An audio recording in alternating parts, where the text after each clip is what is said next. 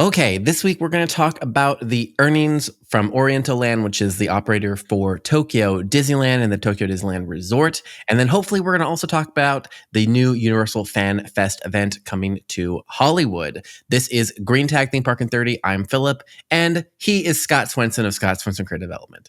Hello, how's everybody doing? Hopefully well. Good, I can't hear you. All right, let's dive in.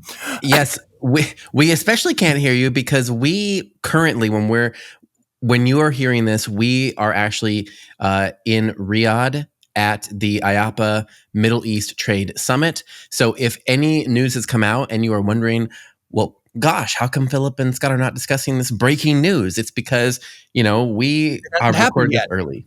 It hasn't happened yet. So there's that. Yes, it hasn't happened yet.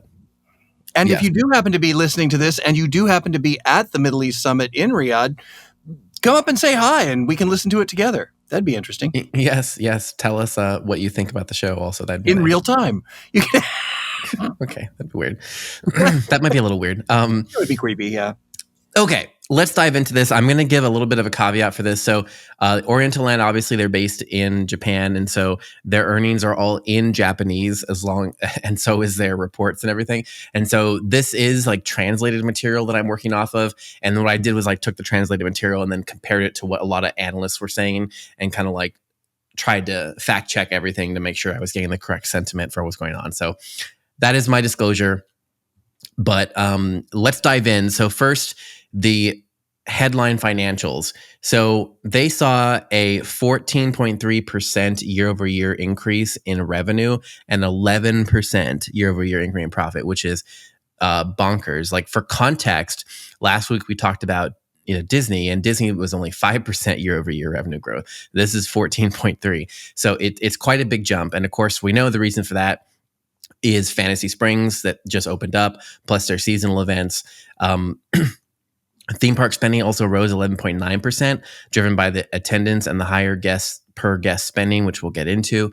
And they also had a huge 30.7% revenue surge for hotels, which boosted from Fantasy Springs. So obviously this all comes back to Fantasy Springs, the new area that opened there. Right. Also, and Philip, help me. They're also a little bit behind the U.S. as far as reopening and getting back post-COVID, are they not? So they're still in that surge, correct? Yeah. Japan as a whole, I think now has fully opened, and I think they're just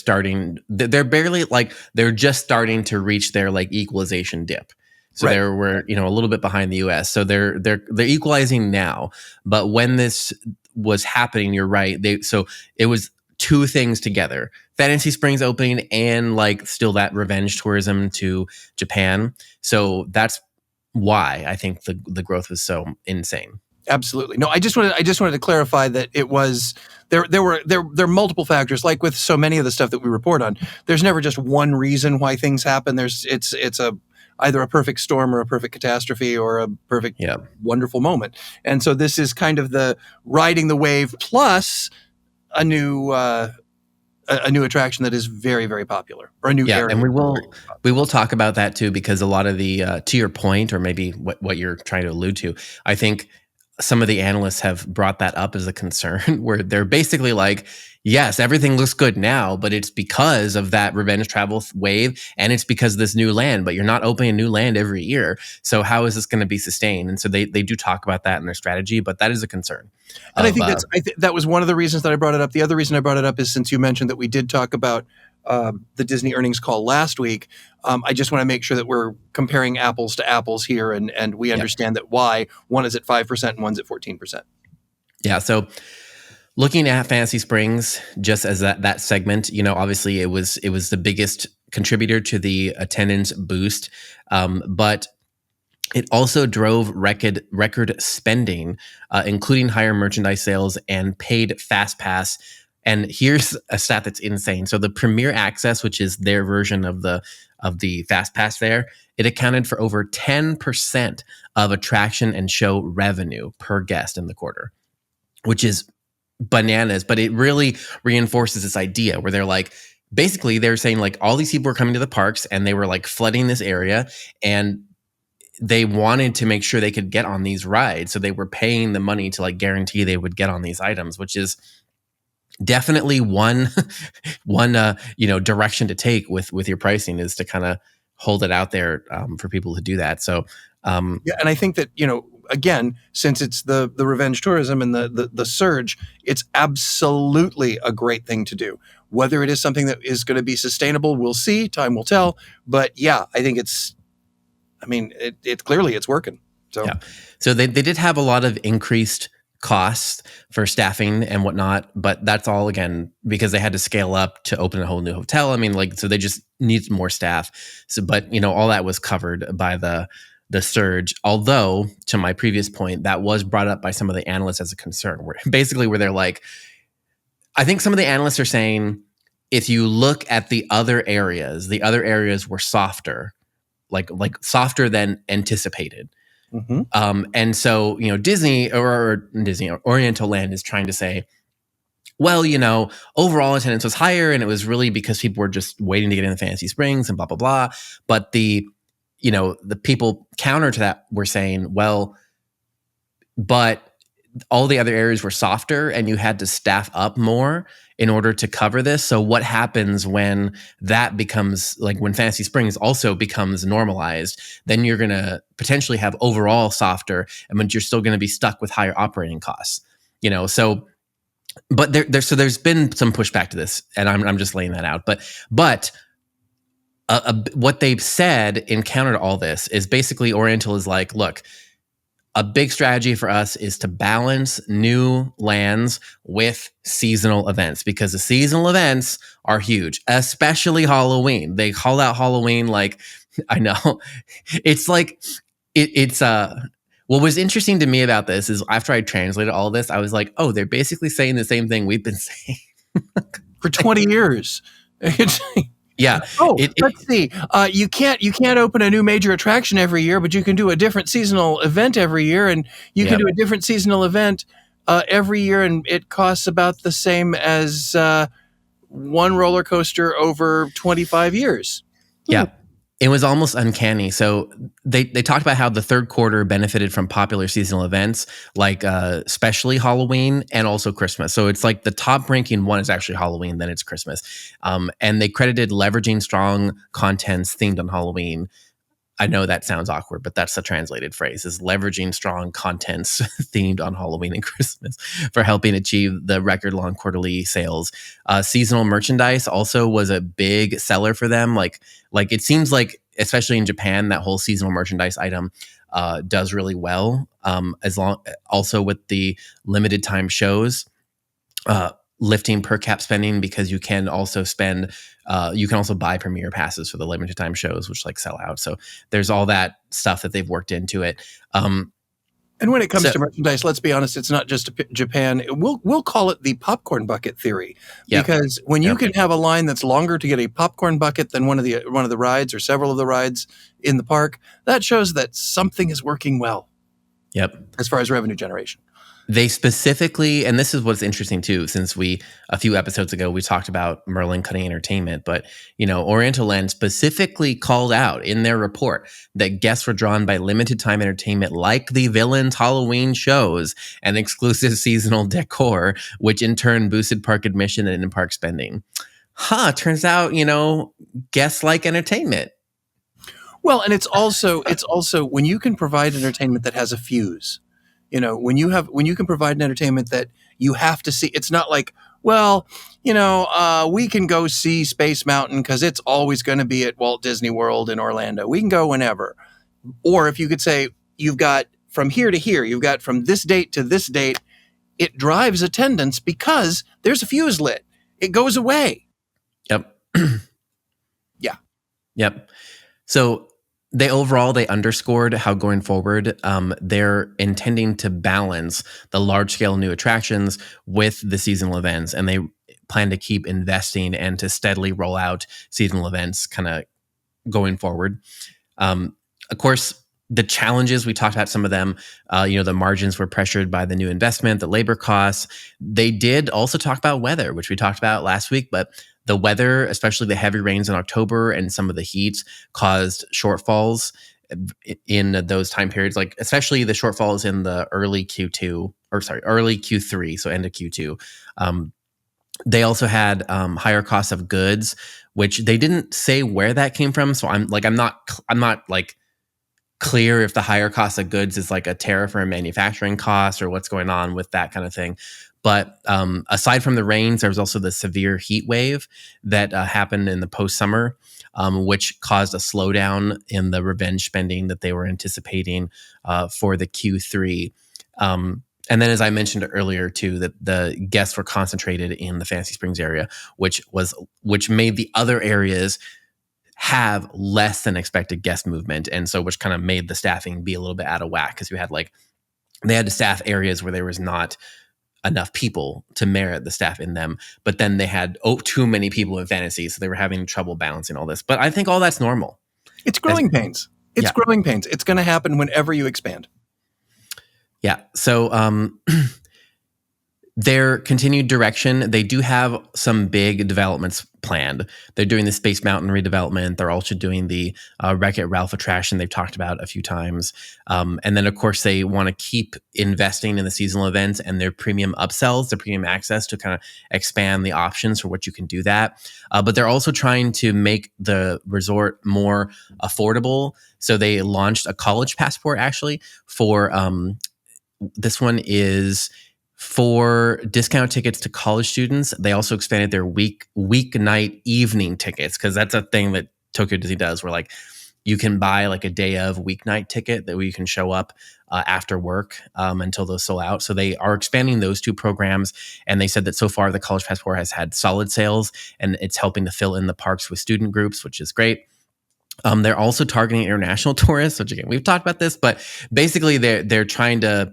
Now that Japan's borders are fully open, they're seeing an inbound in international visitors, specifically from North America, Southeast Asia, Taiwan, and South Korea. So they're looking at ways to entice them over, but also, interestingly, to make it more accessible, which is something I noticed. So, like, for example, in the US, right, we like, I don't want to say we don't care, but we kind of like don't really try to accommodate that. But you know, they have guests that have like translation devices so they can easily talk to people. They have like they have signs in different languages that that cast members just have with them.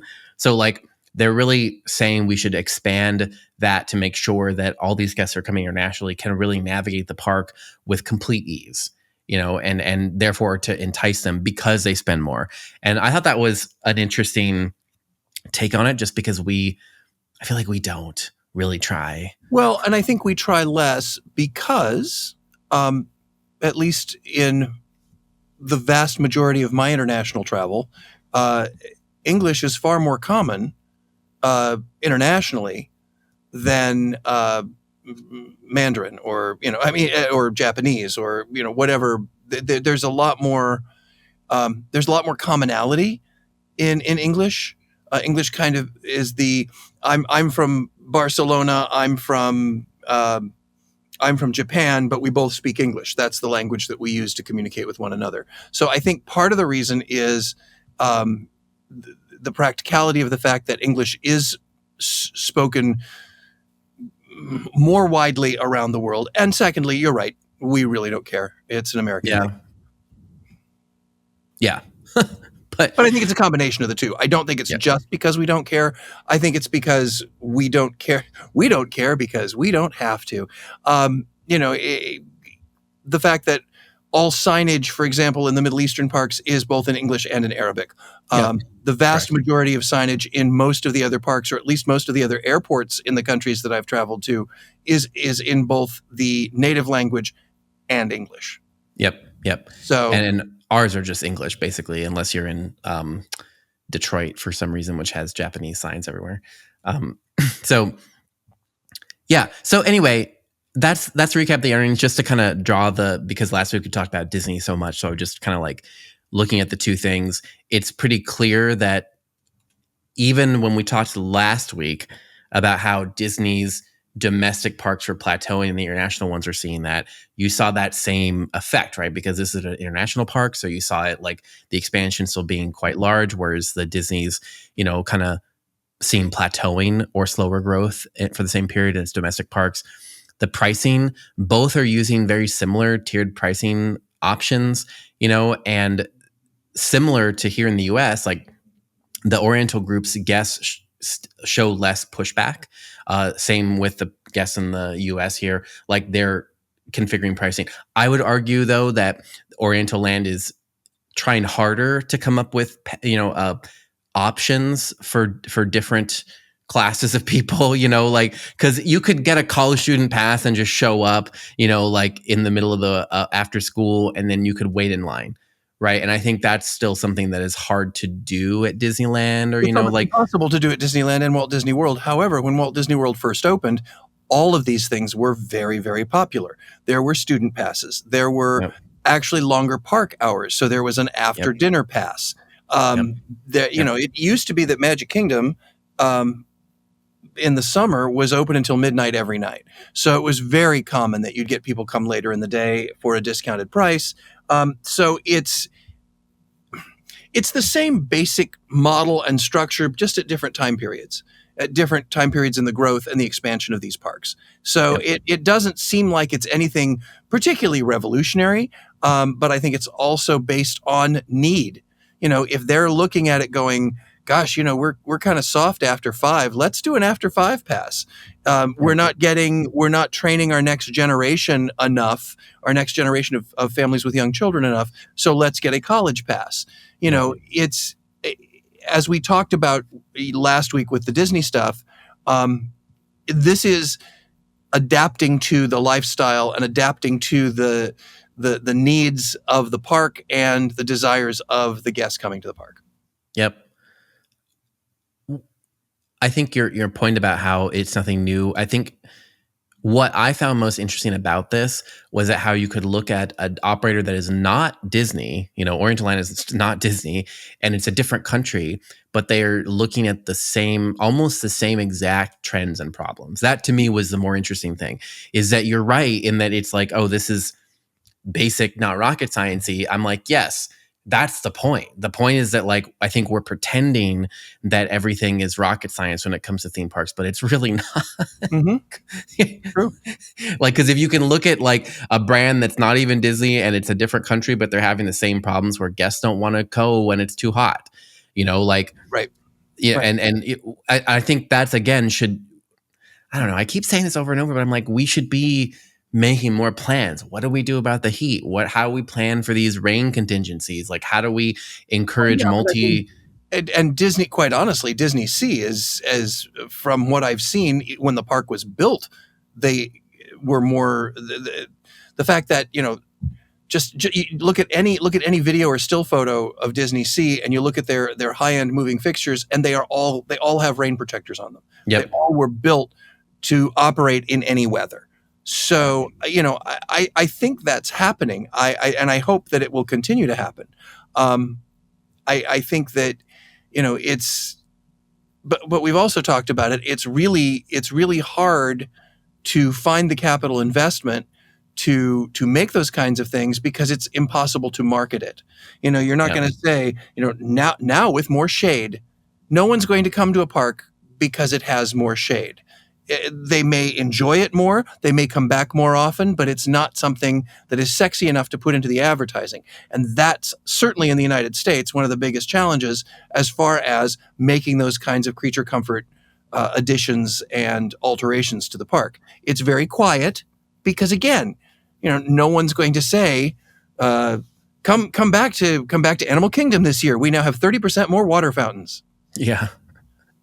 I mean, I would like to hear that, but yeah, that's because I'm old. But it's not going to drive you to go or not to go. It's something it's not going to be, there's not a conversion rate to that into buying tickets. Yeah. Okay. Well, let's leave the earnings aside and that whole thing aside. Let's come back to the US and look at the Universal Fan Fest nights. So we've talked about this before when they announced it, and this news is old by the time that you guys listen to this, but we never on this show really talked about the specifics for what they were planning, which is what we know now because tickets went on sale. People have been buying tickets. And now we have the specifics about what they're actually doing. For context, this is an after hours event that is new to Universal Studios Hollywood, and it has been described by the design team as like if Halloween Horror Nights and Comic-Con had a baby. That's literally an exact quote from the press release as to how they describe this. So it's 12 nights, select dates between April 25th and May 18th. And it includes, different IPs they haven't used before. So we have the details now, so what they're going to actually be doing. I'm going to go through a quick summary of them. We can talk about each one, but the biggest one they're pushing seems to be the Back to the Future destination Hill Valley, which essentially is like you're going to go because Universal Studios Hollywood still has that set. They still have the clock tower facade and that set there. So essentially, they're going to make that. They're going to decorate that area. They're going to put like a DJ down there. They're going to have some like people that are dressed up as Marty and as the professor, and they're going to have like lightning hit the tower on a regular basis. So you're going to be able to take like the tram over to this area and get off and walk around this kind of area that's almost like they've recreated that scene basically from the movie. And you're going to be able to like hang out in that area and watch that stuff. So I'm not sure what the, I don't want to say like the point of that is, but from what I read, I don't see like what you're going to be doing. It just says like several times each night, lightning will strike the clock tower, sending Marty McFly back to the future. So it's kind of like you just exit and explore the space. Well, it's LARPing. It's LARPing. It's creating a world that you and again, that's why they make that Comic-Con reference. And don't think for a moment that you won't see 1,000,001 guests showing up dressed as their favorite character from whatever fan moment the fan fest. Yeah, I think so. Talking about. Yeah. I think that this is again another moment where theme parks are looking at things like Comic-Con, MegaCon, Gen Con. They're going, oh my gosh, look at all of these interactive. Character-driven moments that are having gigantic impact and have significantly less financial investment than creating an entire attraction. The other thing that I think is interesting, and I think part of the reason, and this is going outside the industry for a moment, but I think, or parallel industry, I think part of the reason they're pushing the Back to the Future so hard is the Back to the Future musical is doing incredibly well. It's opening in multiple countries. It's touring. It's a nice comfort food nostalgia moment that I think is multi-generational. And there's so many reasons to do it from a content standpoint. And they're looking at their assets. They're going, hey, we got this. What can we do with it? I know, let's make it look like lightning strikes it. It sounds to me like it's almost going to be a bit show-like, but still creating, it gives you what Universal started out, Universal's one of their very early taglines was ride the movies. And this is now live the movies. You can now live in your favorite fan-based IP. So we don't have too long left, so I think I'll just what I want to say is overall I want to give that it seems like all these different elements are drawing from Universal's different experiments across the world, and they're putting it all into this one event. So while this one, to Scott's point, is more like we're repurposing this area that we have to make it like a little LARPing walk around experience, the other experiences they have planned are not like that. They are different. They are doing a walkthrough experience with Star Trek that's more like the haunt side, and they are doing similar to what I reported on last year from Universal Studios Japan, where they did the special made 3D show. We've talked about that. They are bringing that concept also, so they have a 3D experience. So it's like they're combining the different. Remember like last year, Universal, I talked about the Resident Evil immersive outdoor kind of experience. I think that this one, the Back to the Future thing, is similar to that. where you're led in big groups into an area and there's And show quite honestly, elements. now that they've got enough Universal parks, they can test it out at Universal Hollywood, and what works, they can take Yeah, those assets correct. on tour. Yeah, so Other that's what Universal this, properties. on a macro sense, that's what this seems like to me, is Yeah, they are it's testing. pop-up. They're doing pop-up in their own parks. Yes. Yeah. Which I think is brilliant and something that Is they haven't done internationally in the popular past. right now. It's internationally popular right now. It's a way to test out what is worth investing a bunch of money in, and it's also a great way to, in the short term, figure out how can we constantly have new seasonal elements and new seasonal experiences Yeah. aren't necessarily tied to a specific holiday. Yeah. It's also not something they were capable of doing in the past because their teams did not talk to each other. So, Correct. um, That's true. so okay. So now that we have that thing, I'm going to try and get through the other elements. So, as I mentioned, so in Hollywood, if y'all know the park, Hollywood has the old Walking Dead experience, which they shut down The Walking Dead, but they use that now for Halloween Horror Nights. But what they're going to be doing is converting that into a walkthrough experience for the Star Trek Red Alert. And instead of, it's still going to be a walkthrough, like Horror Nights, in that they're building a set that you walk through. But this is going to be small groups, and they're going to be going through different show scenes. So this to me is a lot more like what they tried to do with Hotel Albert in Japan, which is like kind of like, you like groups go in and there's like a show scene moment, and then you move to the next show scene. So it's more like a show in that way, but it is a set they are creating. So it seems to be more investment than the Back to the Future one, because Back to the Future is like recycling assets in an outdoor space, and this one is like we're building a haunt, but the haunt is not scary, and we're having actors say lines instead of scare you. Right. But it's the same idea. In my brain, it's the same concept because, as Scott has mentioned so many times, like haunts are built like theater you walk through. So there are like more cinematic scenes, especially in Universal haunts. It's like they have big rooms with scenes. Mm-hmm. So to me, this is going to be like the same concept, but instead of scaring you, they're talking. Yeah, to me, it goes back to what they used to do in Vegas at the Star Trek experience, where you walk through the Enterprise and engage and get to, once again, just like they're doing with Back to the Future, give you a chance to live within your favorite IP. And speaking of that, they're also building the Dungeons and Dragons Secrets of the Waterdeep, which is in Soundstage 15, which is also usually a place they use Halloween Horror Nights for. This one seems like it's going to be, I'm not sure what this is going to actually be like. What it is billed as is that visitors will be recruited to join an adventure through multiple scenes and save a city. Who knows? There's supposed to be a giant monster in this one that's created by the Jim Henson Company. So that one seems like it's a lot more, like much more similar to the Halloween Horror Nights, because higher action, and then you're like fighting a monster. So much more like a maze. But so they're probably going to be like bringing you, I don't know, who knows? But that one's another set-based one. If we're going to sum it all up, it's LARPing comes to Universal. Well, but in different methods, right? Because there's also LARPing is not one thing. Yeah, LARPing is a very large umbrella, but it all comes down to living in a world that is created for you. Well, yes, I agree with that on the whole.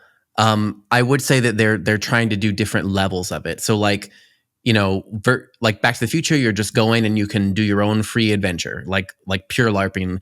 But then these two are more guided experiences. Like you're still LARPing, but there's a guided experience, just like a haunt, right? And then the Jujutsu Kaisen one is, or is it Jujutsu Kaisen, or is it? Hold on, it's yes, it is Jujutsu Kaisen. So Jujutsu Kaisen is a 4D theater. So in that one, like there's no guest agency. You just you walk in, you watch a thing. So it's almost like they're making these levels, right? They're like highest levels, Back to the Future, show up and wander around. You could spend all night there LARPing to your heart's content, versus the guided experiences, versus you just go into a theater and you watch an exclusive experience. Testing to see which pop-up works.